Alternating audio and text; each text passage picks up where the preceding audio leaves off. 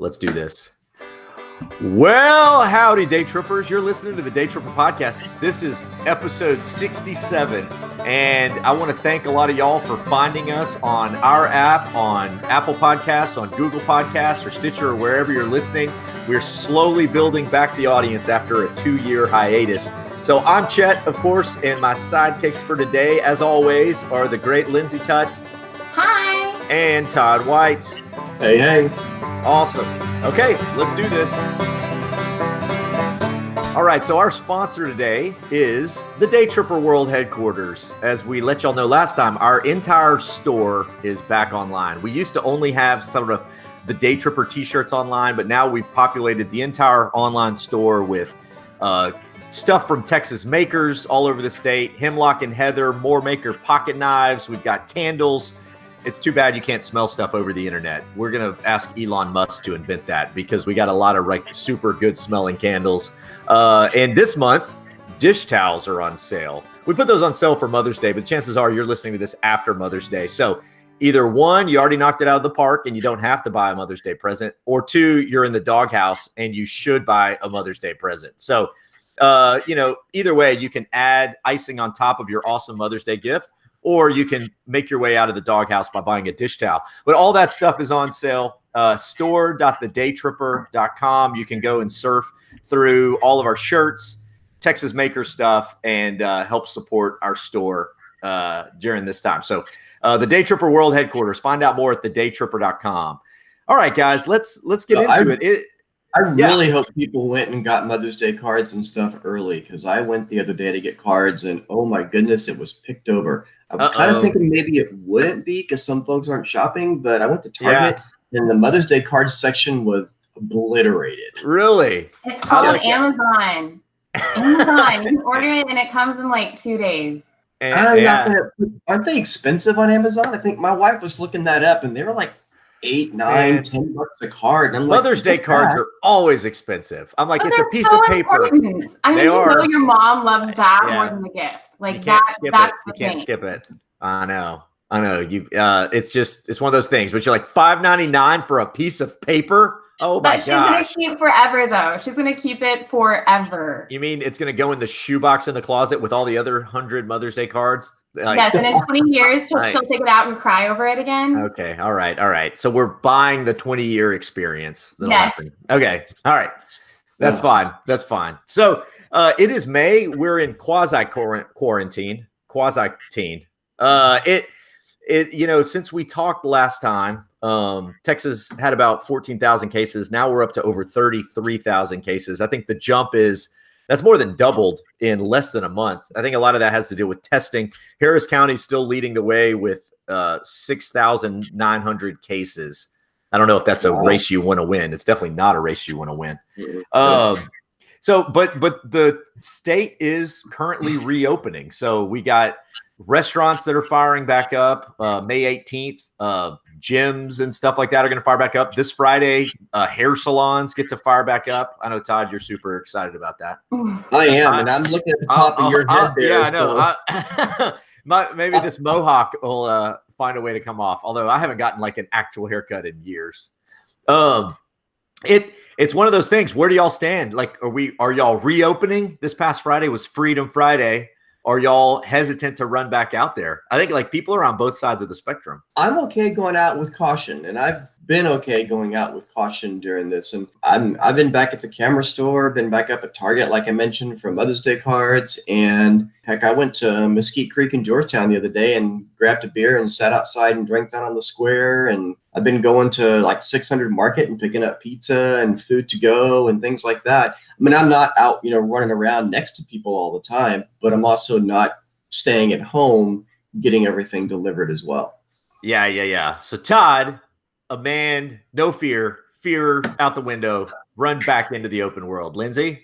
I am the complete opposite. I think it's like, I think you're just saying people are on the opposite end of the spectrum. And I was like, I think just in this chat, like this podcast we are. So I'm still with my parents back in the Metroplex, and like my mom is like the main caregiver for my grandparents, and they're like both in the very like high risk area. So we're like not going out at all. We're getting things delivered. just because like we don't want to pass it to them. But Sure. personally, just like on my end, I think the thing that freaks me out the most is like the mask thing. It feels like we're in an episode of the Twilight Zone. And I feel like when I go out and all these people have masks on, that they're like zombies like coming at me. So like personally, it's like I can't get over the mask thing yet. Yeah. So I'm just kind of like, if I don't see it, it's not happening. Yeah. That the one thing I find funny is the people that go out and you are driving and they're wearing their masks in their car. In their car. That I'm just like, airborne, man. No, it's not. You airborne. can never be too cautious, Todd. You can never. I almost wore a mask for this podcast just because you never know. You never know. You never know. I think I'm probably like in between the two of y'all. I understand like life has to resume, and so I'm trying to get back out there. We can't hide from this forever. We seem to have proven, at least in Texas, that our healthcare system can handle it. And so now it's a matter of all of us slowly getting exposed and getting sick and hopefully recovering and then moving on, because we're not going to have a vaccine for this thing for 2 years. So clearly we can't hunker down for 2 years. I think life will be different. You've been out a lot, though. I've been watching your stories and following you online. You've been out, but you're doing family group trips. But y'all have been traveling and hitting all kinds of different places, probably more than I have, even as far as getting out. Yeah, no, the family and I, we're taking Daytripper Fridays. So it's homeschool. Yeah. And every Friday we head out. Like this past Friday, we went to right below Lake Belton, Miller Springs Park. Found this awesome creek with spring-fed water, this pool. I mean, we sat out there for a few hours. Just swimming all by ourselves. Now we're social distancing. We're going places where you don't have to bump into people. Right. Getting some to-go food, having some picnics. We went to Sweetberry Farms and picked strawberries a couple weeks ago. We're getting back out there. Clearly not going to the shopping mall, but we're or the movie theater. That's a weird thing that reopened. That is super weird to me. Like, you're basically in a dark room with a bunch of people and you're supposed to watch a movie and like social distance at the same time. Well, as long as like you start the movie separated from people, like you can kind of like people aren't jumping up and running around. But I bet you it gets real weird when someone starts coughing in that theater, man. Real weird. And even at that, you have to wonder for those theaters, is it really worth the cost of opening and paying their people and so on for maybe 10 people to sit and watch a movie? Is it really worth it? Yeah, I know. Yeah, especially because a lot of those movies are like already on demand. Yeah. It's going to hurt the movie theater experience even more. We watched Trolls World Tour over here, which is awesome. We've been playing the soundtrack like constantly at my house now.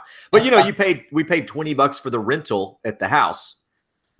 Which, of course, is way more expensive than a rental, but for our family, way cheaper than going to the movies. So I've been doing Daytripper Fridays. What about y'all? What y'all been up to? Well, not much Quarantining. more than I was last time. Yeah. Just, living the life, wearing sweatpants to work, taking walks around the neighborhood. I will say something that we're about to do is the Blue Angels are going to fly over the Metroplex and they're going to hit by where I live at like 11:15. So we're going to drive down the road and watch them fly over to celebrate the healthcare workers and the first responders. Oh, so that's awesome. Cool. Yeah. That's going to be super cool. I've never seen the Blue Angels. Me neither, I don't think. Yeah. So this will be a cool experience. Rad.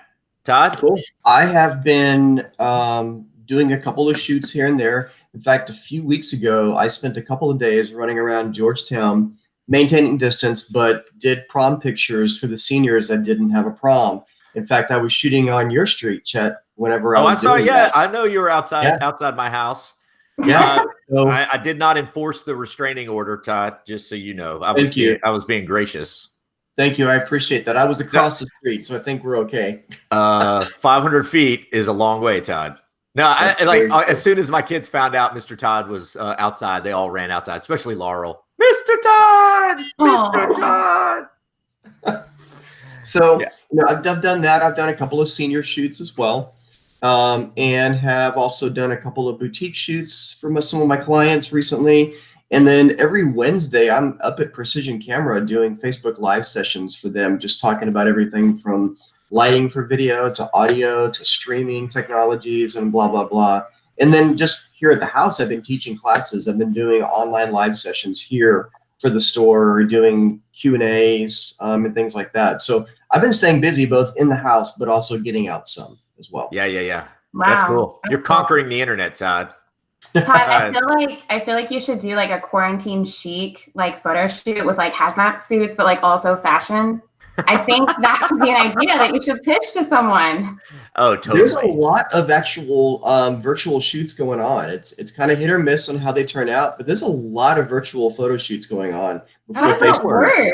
Like, how does that work? So you basically get a photographer and a model, and they jump on FaceTime. The model kind of walks you through like either their house, the backyard, wherever they're at, their space, and then you guys agree upon wardrobe and you agree upon great lighting, and then people are doing photo shoots. Some of them bringing in backdrops, like fancy little backdrops and textured backdrops or comforters with texture on it, and putting those behind them and doing these little mini portrait shoots there. But how do you take the picture? Well, you shoot it on your phone, and so you're not going to get the highest res, obviously. But if you're doing it through FaceTime, you just, once the model's in the right spot and everything, you just screen capture on your phone. Oh, screen cap it. Oh, wow. And then do it that way. Wow. That's cool. So the model has to find a way to like make the camera stick at the right angle if she's by herself, I guess? Yep, she does. So a lot of the models have been ordering like little tripods with cell phone connections, little adapters for the top of them, and are setting them around the house and doing these little shoots. It's been interesting. Wow. It's a weird new world we live in. What a weird new world. I've had a couple of models that reached out to me, and they ordered a bunch of wardrobe from either ASOS online or just pick a boutique, and they're just like, I got a bunch of stuff, got a white backdrop, let's shoot. Oh, wow. Interesting. Wow. Crazy. I think we're all figuring out new business hacks, and we'll have to just keep this going. Well, I mean, like we're living one right now. Like this podcast is going up on video on YouTube. We would have never done this before the quarantine, you know? Yeah. So that's awesome. That's awesome. Well, while we've been doing stuff, Texas hasn't slowed down a bit. While you've been listening to this podcast, lots of stuff's been going on in the Lone Star State. This is Meanwhile in Texas. All right, so this is the part of the show where we all bring a crazy Texas story or something that happened in the Lone Star State and share it with you guys. I'll go first. So this past Friday was Freedom Friday, right? Restaurants got to reopen at 25%. I know a lot of restaurants had to sort of clear tables out because it's not only 25%, but it's also social distancing away from people. And this happened in Austin when a patron went to his favorite, I guess this place is a steakhouse. It's called Frog and Bull. I've never heard of it, but he evidently really loved the place. He rushed in there on the first day they were open. And not only did he ask the servers to double his bill, but he left a $1,300 tip for them. So he and his family ordered $337 worth of food. And then he asked the server, hey, charge me double. And then he left a $300 tip and $1,000 for the house, bringing his total to $2,029. He is a hero. He is a hero. Isn't that awesome? That's the Texas way. Texas way. Awesome. That is so cool. I went and did the same thing yesterday too for breakfast, lunch, and dinner. Of course, like you do. Obviously. No. I love it that people with means have a chance to live generously. This guy, his name's not mentioned. I'm pretty sure he probably wanted to remain anonymous on it. But that's awesome. It gives you all the feel goods. Yeah, Pretty cool. Pretty cool. All right, Linsey, you're next. Okay, mine is also going to give you all the feels. I love hearing all these stories of people like going the extra mile during quarantine to like make a difference. So this is from a high school in Wiley, which is in the Metroplex, by the way. So high school principal Verdi Montgomery, he went around the city to visit all 612 of their seniors because he knew that like they weren't going to get a ceremony. So he drove to each of their houses and gave them a little gift and said hello. And he said that total, it was 800 miles of driving to 612 different seniors. Wow. So that's a pretty cool like like a principal doing that was pretty cool to hear. That's rad. That's very cool. That's very awesome. cool. Man, I bet you a lot of them thought they were like, "Oh no, I'm totally busted. I'm not. The principal's at my house." Like, I know, like right? you did something really bad when the principal shows up at your house. Yeah. But that's awesome. He's just doing it to spread joy. That's cool. Yeah. That's cool. I've heard of really some other graduation ceremonies aren't happening, and I heard of one yesterday that they're doing a graduation at a drive-in movie theater. So I thought that was pretty cool. So all the seniors will get to show up in their car, and they want them to decorate their cars, and they're going to project it on the big screen somehow, and they'll have a commencement speaker, and it'll give them just a sense of some sort of graduation, which is so cool. That's really cool. Where is that? I think it was in New York. It was an NPR story. Got it. So it was somewhere outside of Texas. Todd, what about you, man? So, we've been hearing about how animals and stuff during this whole quarantine and during this time are starting to sort of creep back into the areas that we have taken over. Yeah, And right. you've all read the stories like in, overseas, you've gotten dolphins and things like that are swimming through the canals in Italy and things. So anyway, this story here comes from Richardson, Texas, and a 10-year-old girl woke up one morning to a raccoon sitting in her bed next to her. Aww. And not only did the raccoon was in her bed, but the raccoon was extremely chilled out. In fact, in the interview, the little girl said she rolled over, saw the raccoon, looked at him and said, "Hey, what's up, buddy?" And the raccoon didn't move. It actually let her pet him and everything. It was like no big deal. That's my dream. Oh, yeah, that's right. I think That this is was the all a dream. dream. That didn't actually happen. Like that raccoon totally. Raccoons, if they decide they want to eat your face, they'll jump on you. Those little buggers are aggressive. She got They are. super lucky. Proves that they're also cuddly, and I think that is the dream: to wake up to a cuddly animal in your bed. I would flip out. I'd flip out and throw a book at it. My only experience with raccoons are the ones that are digging to the garbage can, just ripping through stuff. So that definitely is an interesting story for Yeah, sure. no kidding. Oh, that's funny. All right, guys, it is now time for the Texas Music Minute. We often like to bring y'all some new music. However, this time we're going old school. We're doing a bit of a throwback because, well, the great Willie Nelson had his birthday on 4/29. It's ironic that he wasn't born on 4/20, right? Really, Like though, for real. that would have been just too strange in the galaxy. When I thought about it, he was just a little late because, well, stoners are always a little late. So. This I thought was incredible. So Texas Monthly ranked all of his albums. Anybody want to guess how many albums Willie Nelson has? 420. I'm gonna keep guessing. You're not that. far off. You're not far off. So his birthday, he turned 87 years old. How many albums do you think he has? I'm going to guess like maybe 80. 80 would be a ton. 80 would be a lot. You'd be like, wow, that guy has made some music. 37. Lindsay, just 37? I think 37, I'd be like, okay, yeah, he's had a long career. 37. 80 would be like, that's crazy. He's had 143 albums. Wow. What? 143. And Texas Monthly went through and ranked all of them. They ranked them all.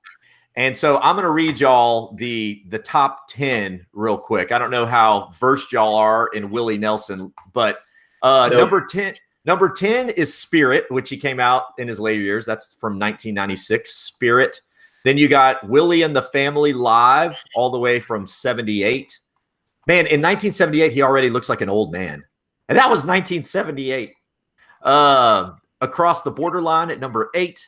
At number 7, Who Will Buy My Memories? The IRS tapes. Oh, that was when he got all busted for the IRS. I know, right? 1971, Yesterday's Wine. That's album 6. 5 is Shotgun Willie. 4, And Then I Wrote. That's the early Willie, 1962. Number 3 is Stardust.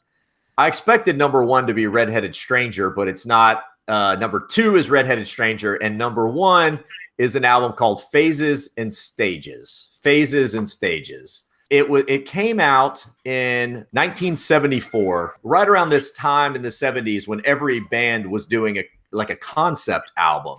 And so what he did with this is, it was all vinyl records. The first half, the side A on the record, was a relationship from a woman's perspective, and side B was the relationship from the man's perspective. So it was kind of both two sides to the same story. And I'm going to play y'all a track. This is the last track from the woman's point of view. Is that the musical version of that Men Are From Mars, Women Are From Venus kind of thing? Essentially. Yeah, basically. And so anyway, I'm going to play y'all the only song on the album that charted. It broke into the charts. Actually, I think there were a couple that broke into the charts. There were 3 releases from the album. This one was the most popular. It is called Bloody Mary Morning, as this woman's, I guess, relationship is crumbling and she's having Bloody Marys for breakfast. So let's do it. Here we go.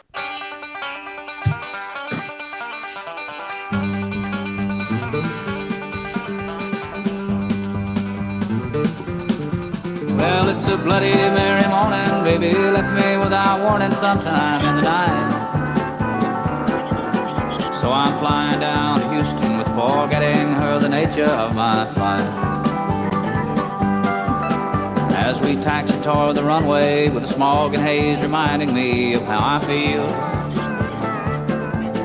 Just a country boy who's learning that the pitfalls of the city are extremely real. All the nightlife and the parties, temptation and deceit, the order of the day. Well, it's a Bloody Mary morning, 'cause I'm leaving baby somewhere in L.A. Well, it's a Bloody Mary morning, baby. Woohoo! That is not exactly what I was expecting for a song about a relationship going downhill and you're just sort of drowning your sorrows in Bloody Marys. That was a little too upbeat. A little bit. I think we already had a couple Bloody Marys. Yeah, I know, right? Exactly. Yeah. There's some other tunes like Pretend I Never Happened is from the woman's point of view. How Will I Know I'm Falling in Love Again? I honestly, I didn't know about this album, and I've been listening to it a little bit. It's great.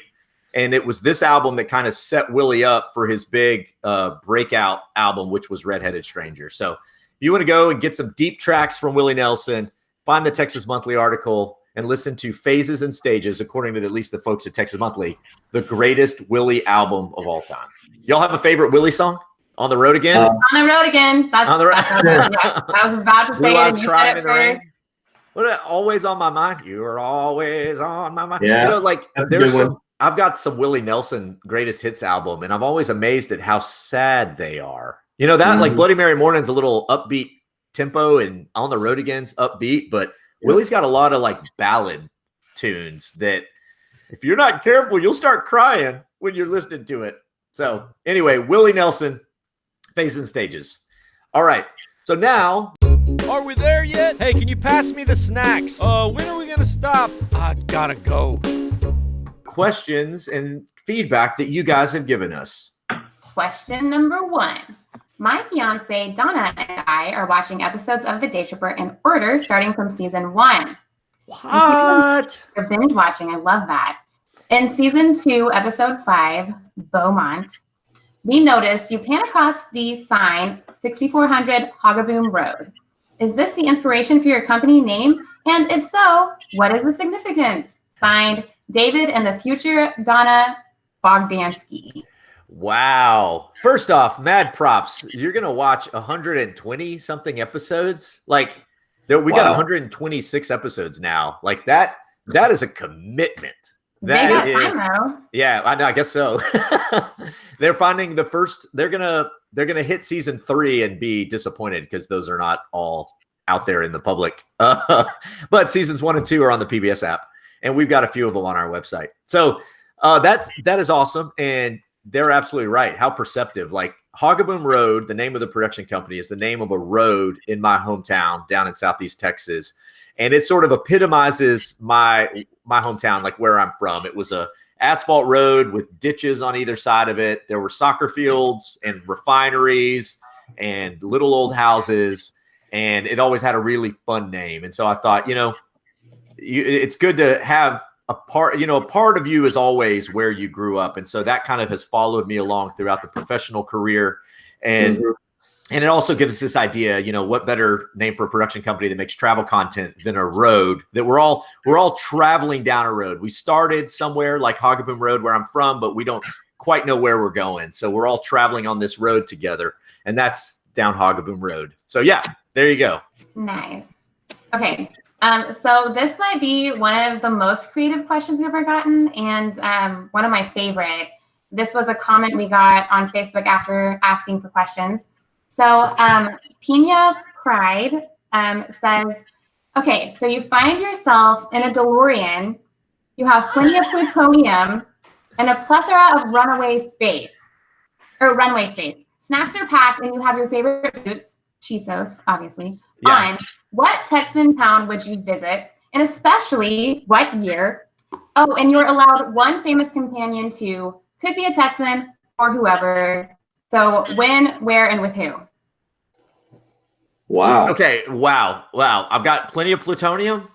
Yeah. Okay. I've got to go to somewhere in the state, right? Like this is somewhere in Texas history. So what Texas town and when, and then who would you take with you? It could be anyone, but Texans are cool. So it should be a Texan. Oh, man, this is hard. I mean, maybe an obvious one, but it's no less important is like go to the Alamo, right? And then kind of be there with the guys and watch it. I guess, like also get out of the Alamo. Yeah, it's like, would you want to be in the Alamo? Before, like, get out, like maybe go sit in a tree and watch. You couldn't That's what I stop was it. thinking. That was my first thought, was getting to the Alamo with like Davy Crockett or someone and hanging out. Man. Just before. Before and then saving get out. The day. Like, guys. Yeah, I mean, dude, if you fly over the Mexican army with a DeLorean, they're gonna be like, "Rah! Voodoo!" You could just shoot a Nerf gun at them and they would run away. Let me think. I mean, you could go like just to sort of be there maybe when Cabeza de Vaca shipwrecked and like met with the Karankawa Indians.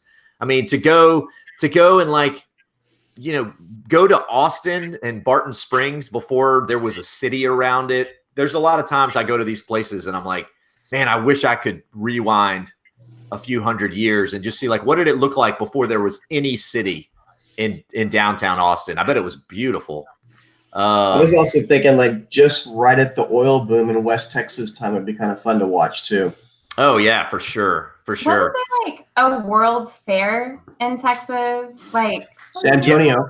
Yes, San Antonio in the that 60s. would be cool to go to. Oh yeah, the big World Fair. That's where they built the Tower of the Americas, the big thing. Yeah. Like watch all that develop. Man, What's funny is that my family grew up there. That's where I'm from, and so we actually have old like reel tapes of that World's Fair happening. oh in San dude, Antonio. oh that's cool. Oh. I'm gonna, rather than just say the Alamo, let's do this. I'm gonna be hiking with Sam Houston as he is running away and then decides to go to the Houston area to the Battle of San Jacinto. So like I want to hang out with him and hear his thoughts on it, because just knowing all the like just how intricate, like all the decision making in his brain at that time. Mm-hmm. Like if I were counseling, I would probably be like, dude, we got to run away. We're screwed. There's no way we can win.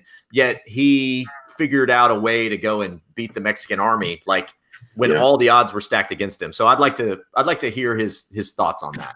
I might have a different answer next month once I've had time to think about it. It's a big question. Yeah, for sure. You guys have said some nice things to us and some mean things. So fan rants and musings. Hey, Daytripper, I got a bone to pick with you. Oh my goodness, it's the Daytripper. We love your show. This month, I mean, like everyone was very nice, so we don't have any rants. Yeah, I know, guys. Get mad at us. Please send angry that's things. no fun. We have some nice ones. Oh. So this is Dave Bennett from Houston, Texas, and he says, Chet, urgent alert on historical markers. They're properly referred to as hysterical markers because most folks just get hysterical when they read them. 3 exclamation points. Please mention that on your show. Love your show. I watched them all. 3 exclamation points. Oh my gosh. I've heard them called hysterical markers before because most of them are wrong. Or, like we think that if it's written on one of those tombstones that it's like sealed in fact, when the truth is like many of them kind of get the dates slightly wrong. We've got one on the Georgetown Square that the day it got put up, we were reading it going like, yeah, that's not exactly right. I remember I was thinking about that. And so hysterical markers is a good word for it. Now, I don't know if I've ever read one and been like, oh, that is hysterically funny. I don't know. Am I out on that one? Like, there is actually a historical marker in Aurora, Texas that says like, this is where an alien spaceship landed. And like, oh yeah. That was pretty fun. We've like driven to go look at it. Of course, Chet, you were having a good laugh and a chuckle at the Geographical Center of Texas marker. Yeah, no, that's true as well. That's true as well. I found someone was nice enough on our Facebook. They put the actual GPS coordinates for the Geographic Center of Texas and how you get to it by driving through private property. Now, you have to trespass to do it, but it was just nice to see like, okay, there it is. And you go on Google Maps and be like, boom. And that the marker that we went to in the Brady episodes still maybe a quarter mile away. Like it's not like right next to it. Anything else, or is that it, Lindsay? It's a really nice message. I know. I think it's the times. People are just being super nice. I guess so. Bummer. So this is from Ron G. He says, hello, just wanted to send a huge thank you for offering a free month of Team Daytripper. At night, my wife and I have been able to relax and watch a couple once the kids are in bed. It's a welcome escape from all the craziness going on. It helps remind us that we'll all get through this, and we think about fun family day trips we can take in the future. Anyways, thanks again for all you do and for helping us maintain our sanity. Hey, awesome. Yeah, it gives people a way to virtually day trip, right? Yes. And make big, long lists so that they can go when this whole thing passes over. That's awesome. Yeah. And we still do have a free month. If you're not a Team Daytripper member, we got a free month, and that's so that you can find times. And we don't care if you cancel after the month. There's going to be no hard feelings. Like get on, sign up, watch as many Daytrippers as you want, and plan your future trips. Also, if you're using the Apple app, the Daytripper Field Guide, you have to log in before you see the full app, just because Apple is the evil empire. Did I say that out loud? Oh, did I say that out loud? Here goes our sponsorship with Apple. Yeah. Oh, darn. We're a Dell shop anyway. Y'all know that. We love our Dell. I'm all about that Dell. And that wraps up our podcast. So the podcast today, sponsored by the Daytripper World Headquarters. Y'all go to the daytripper.com. Go online. We have so much cool stuff in our store. And of course, a lot of it is made by Texas makers who if you buy some online, of course, you get to support our store. But then, of course, you're supporting the Texas makers who are out there making some really cool stuff. Go buy dish towels. What? Dish towels. Dish towels. For your mama. Next episode, we will be back in June with another Talkin Texas if we're not back before that.